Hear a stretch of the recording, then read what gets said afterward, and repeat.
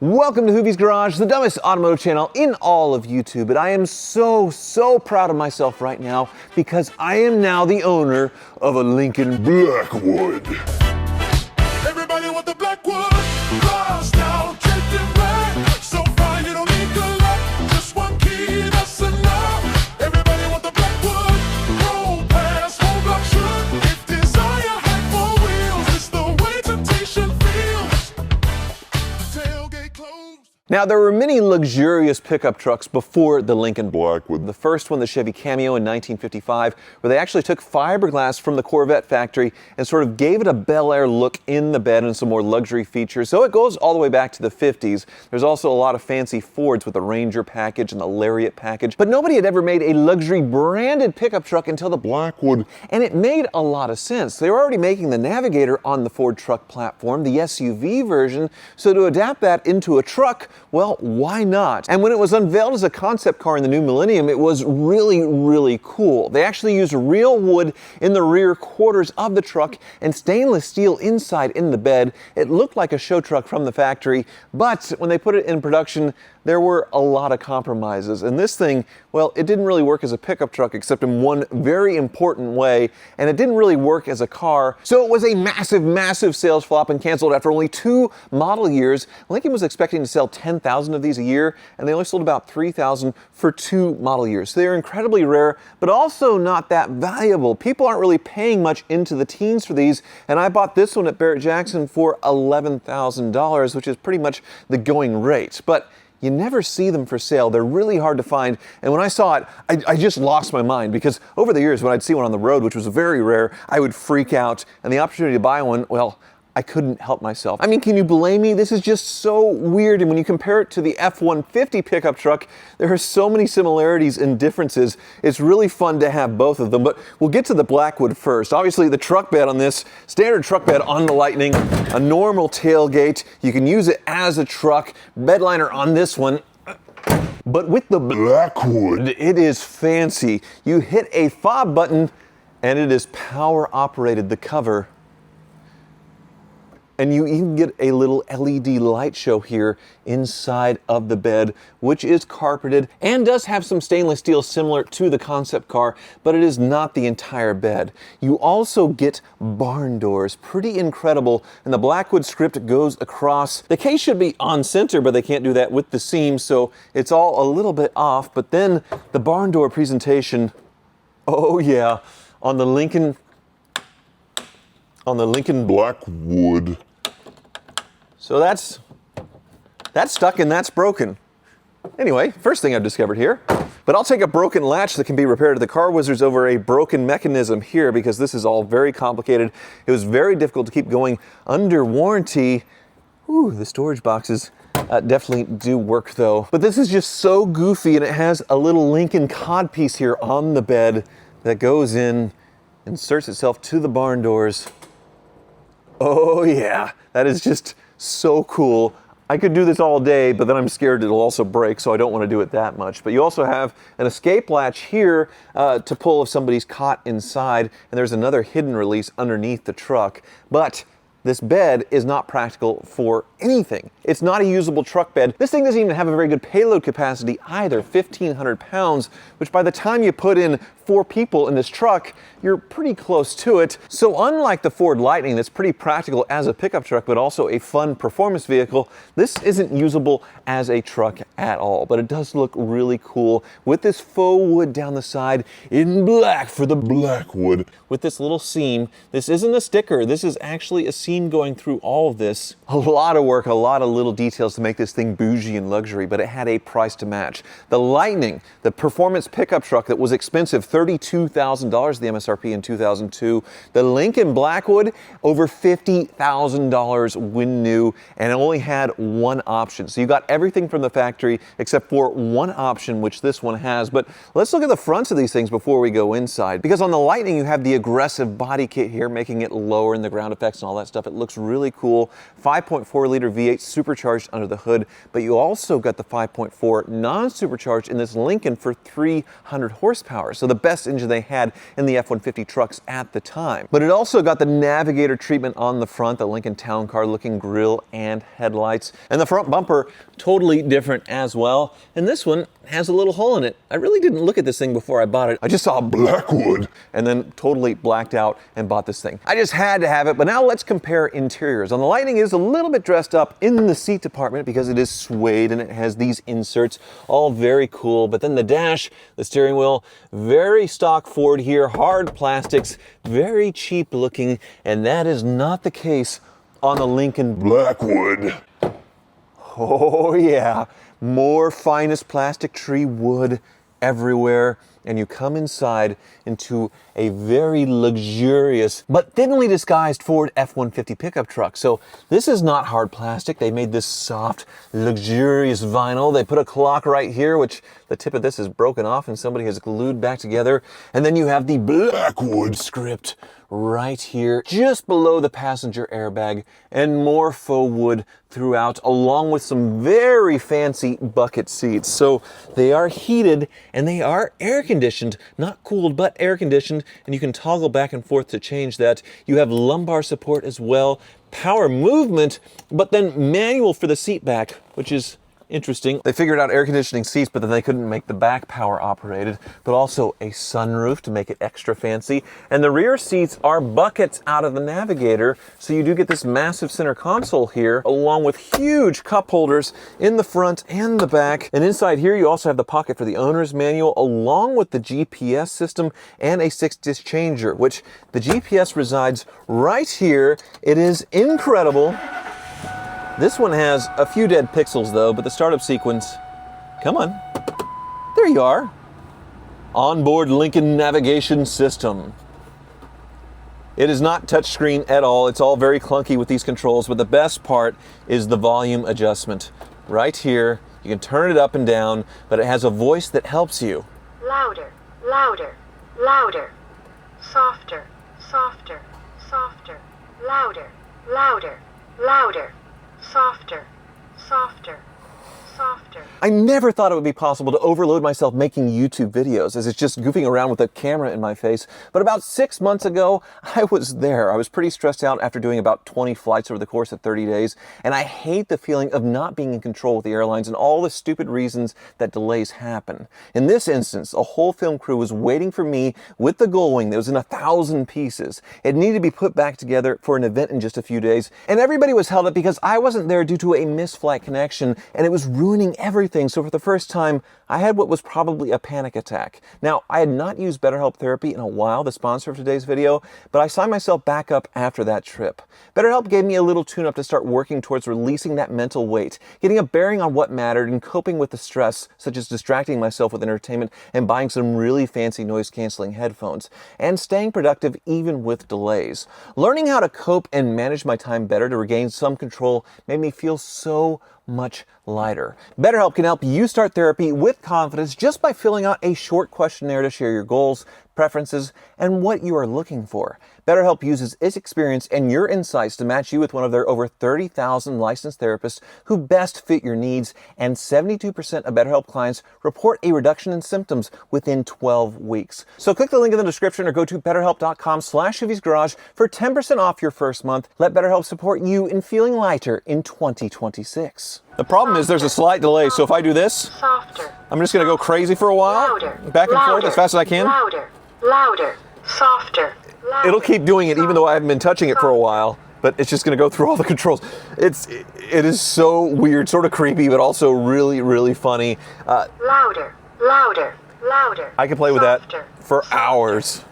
It's softer, yes. And then the steering wheel is straight out of the Lincoln Town Car, also the Navigator, so you have volume control for the stereo. You also have climate control here for your fans and temp controls, very handy, and your cruise control. But also, I don't need to buckle my seatbelt, I'm not moving. But also some Blackwood faux wood here in the steering wheel.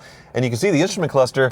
It's only lit up with the ABS light and 112,000 miles on the odometer. I also have a handy dandy little computer up here which is showing 194 miles to empty, 11 miles per gallon on this pig.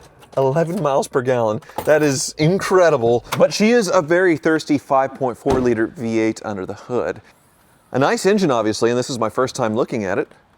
Looks pretty nice, but the other big downfall with the Blackwood is they were only offered in two-wheel drive because it's supposed to be like a car, but people want four-wheel drive or all-wheel drive in their trucks, so that was another reason why people didn't buy them. 3 strikes, you failed. Not a usable truck, two-wheel drive, and very expensive, over $50,000, so like $80,000 in today's money. So the Lincoln, a big, massive failure, but incredibly rare, but obviously set the stage for luxury pickup trucks to continue into the future. The Cadillac Escalade EXT is totally different because it's very usable as a truck, full avalanche to where it folds down into the interior to have a full 8-foot bed, all-wheel drive. They had 2 generations of this and it was a huge success, whereas the Blackwood, well, it failed, but then they brought it back as the Mark LT to sort of fix all of those issues. You had four-wheel drive and you had a usable truck, but then the recession hit and nobody wanted big gas-guzzling, very expensive trucks. Even the mighty Escalade pickup truck didn't survive, and since then we've had luxury versions of existing Fords or Chevys. So the equivalent today would be the Platinum Edition Ford F-150, which really isn't the same,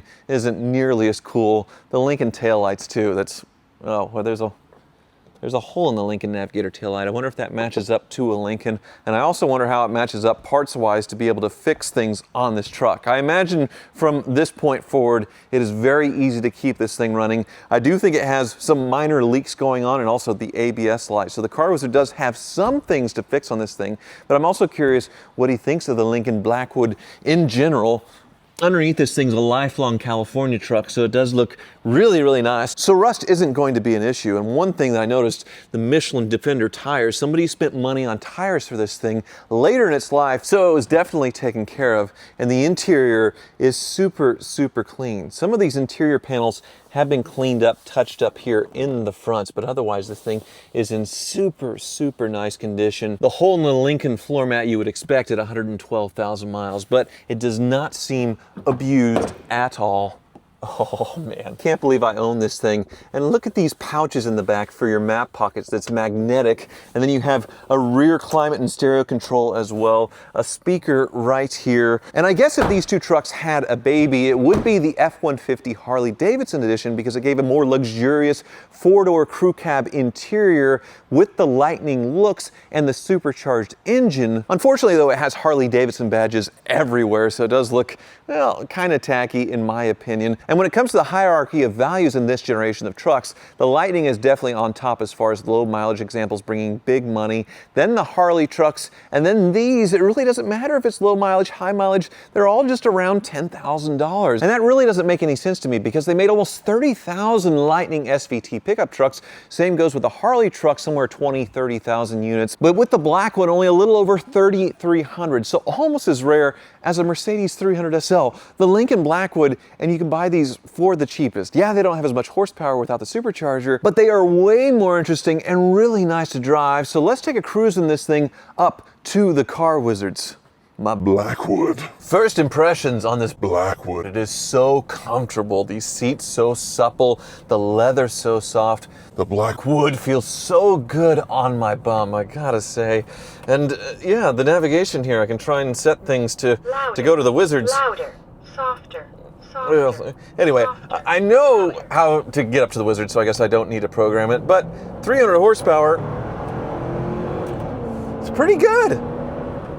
Nice and peppy, but also very quiet. I don't know if they upped the sound insulation, but it does feel much quieter as far as the road noise from the normal F-150. But as far as the ride goes, it doesn't feel all that much different than a normal F-150. Maybe a little bit softer shocks. And the steering doesn't feel all that different than a truck either, but neither does it feel different from a Lincoln Town Car, which is a body on frame and I think a steering gearbox, so not too different there. The braking feels fine, but overall, yeah, it doesn't feel special in the driving experience. It just feels like a truck. But being from 2002, I think the Blackwood blew people's minds for sure with all the luxury features in here. So it has aged well. I mean, it does look kind of blobby and plasticky like a 90s, 2000s truck, but it's holding up really well. And that is another key difference between trucks of this era versus trucks now, where they're so complicated and their engine's so high-strung that Bad things happen a lot, unfortunately, a lot now. But it's not just Ford. Every other automaker in the modern era making these complicated engines that still have power but get better fuel economy than 11.5 have had these horrible mechanical gotchas, whether it be cylinder deactivation or turbos or other things that just, the engines don't last anymore. So this is something that I feel like could possibly outlive me, but there is that ABS light and it is over 20 years old, so I am curious what the car wizard will find wrong with my Blackwood. Hopefully not much. Wizard! Oh, wow. I haven't seen one of these in years.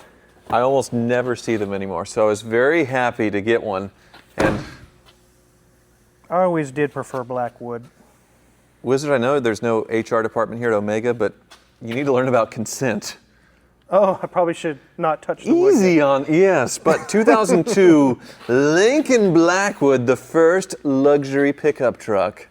And ain't she a beaut? It is a beauty. And if I remember correctly, inside the bed is an area where if you're a true truck person, this is probably not the truck for you. No, it's like a show truck.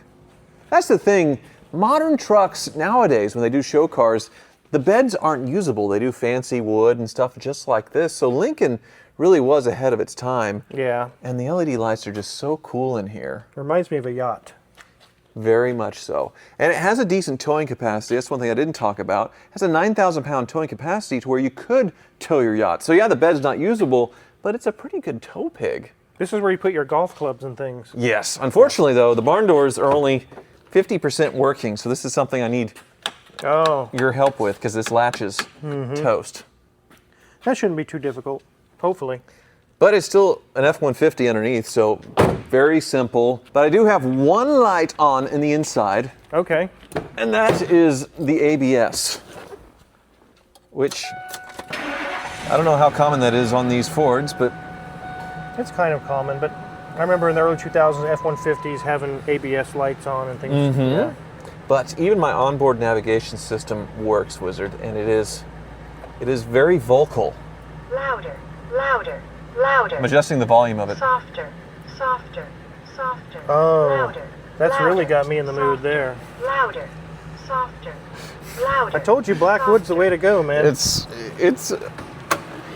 a very sexy car. Yeah.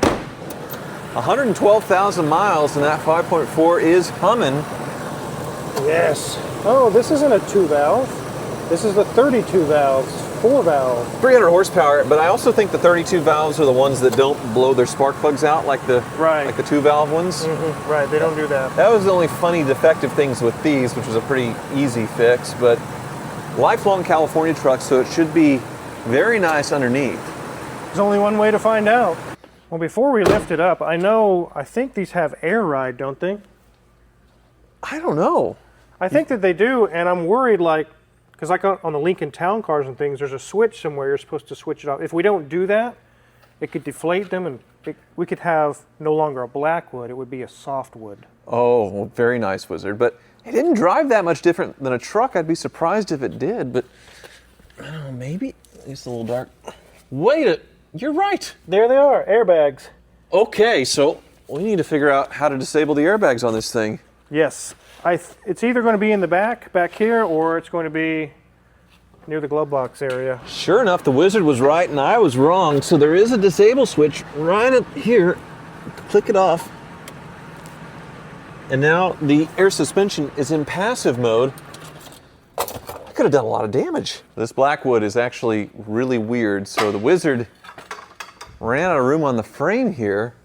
Yeah, you can't go at an angle, and then the arms aren't long enough to reach this far back. So it's kind of, I think they did this for the suspension setup. The suspension already looks wildly different. So we'll get that on the diff to where it doesn't fall Yeah. backwards, obviously. We pushed on it and it doesn't tip, but I just want to be safe. Okay. Yeah. There is no F-150 with a rear suspension that looks like this. No. This is really, really weird. Normally it'd be just a couple of leaf springs, right? It has some leaf springs, but it's just one. It's just one. And then the rest of the load carrying is done by the airbags. The airbags and a shock. Yeah. But then this trailing arm here It's like a multi-link suspension. It's very different. It is. Well, that's neat. Yeah, there's no F-150s like that, that's for sure. That is a beefy drive shaft on this Blackwood, wouldn't you say? Well, it's Blackwood, what do you expect? I guess so. I don't see anything leaking out of the back of the transmission. And all of these are two-wheel drive from the factory. There are no four-wheel drive Blackwoods. Your foam on your cab mounts is starting to come apart. Oh, that's ugly. Yeah. It's not really hurting anything, though. No, I'd probably leave those alone. I do see a little bit of a seepage here. Looks like the pan gasket on the transmission, possibly? No. No. Uh-oh. It's coming from up there. That's antifreeze. From what? From the head? Is that the head gasket? It's trailing right there. We're at the edge of the head gasket. I think all of this is antifreeze. Let me taste it again. Yep. Are you telling me the heads have to come off of this truck? I would say so, yeah. I can see where it's crusting at the edge of the head gasket right there. There's not something above it that would be doing that? We could check. We could lower it. It's doing here too. You can see it's dripping. Okay. Well, that's kind of hopeful. Oh yeah, look up here. You can see the head gasket. Looks like our sea crustacean. What causes that? Someone didn't maintain the coolant on this since it was new. They just, maybe it set, oh, how many miles are on it? 112,000. So they drove it a little bit. Yeah? Yeah, that's terrible. Ugh. I don't know, man. That's bad. That is not what I was expecting on these reliable trucks. Good old Ford trucks. Is this a timing chain engine, or is it a... Yeah. Okay, so it is a little more complicated than... Double overhead cam, 32 valve. It's not like push rods where it's easy to pull the heads off either, so it's a job. It's going to be a big job. How much did you pay for this truck? It's like 11 grand with shipping and everything else to get it here. It'll probably be half of that again, just to fix that. I don't see any other major leaks. There's a tiny seepage from the oil filter adapter there, but nothing serious. The big nail in the coffin, on this one is the head gasket. What's that? That's the sway bar link. They ran out of threads. They just threw a bolt in there and said, "Nah, that's good enough." Well, so why would it be like that? The original one probably broke, Okay. and they just threw whatever bolt they had laying around in it. This side's the same. I know what it is. The rubber bushing is completely gone out of it. Oh. So it just needs new sway bar links. Well, that's the least of my You haven't been worries. hearing that? I haven't. No. Wow. This is. I'm still kind of shocked. That's honestly. a gut punch, isn't it? Yeah. Oh. We haven't talked about the Lotus yet. That's in the next video as far as all the work needed with that one. But this is properly bad as well. You'll see that in the next video. But I didn't expect also getting this to be, oh. And also, the GNX is wrapping up, the Escalade is wrapping up. Yeah. And those two are probably going to eat up your in-store credit. Right. And you're working on the 6.9, which nothing's usually cheap on that. Right. This is awful. Do you want it? Oh, you want to just pawn it off on Yeah, me? you want it for in-store credit? I don't know. I don't know what I would do with it. It's not useful for anything. It's No. just the 2002 Lincoln Blackwood 5.4 engine has a known common issue with head gasket leaks, specifically on the right passenger bank near the rear due to block deck inconsistency. Oh, there it is. Symptoms include severe overheating, white smoke, and bubbles in the coolant and overflow. Repairs often exceed $2,500 and require checking the head for warpage. Yep. If they're warped, it's just going to, price keeps going up. April! This thing's screwed. Seriously? Yes! Why? What happened? It has bad head gaskets. The engine has to be torn apart. You love that though.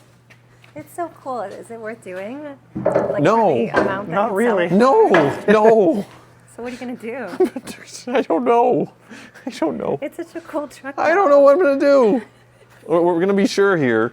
It's only crustacean right at the head gasket.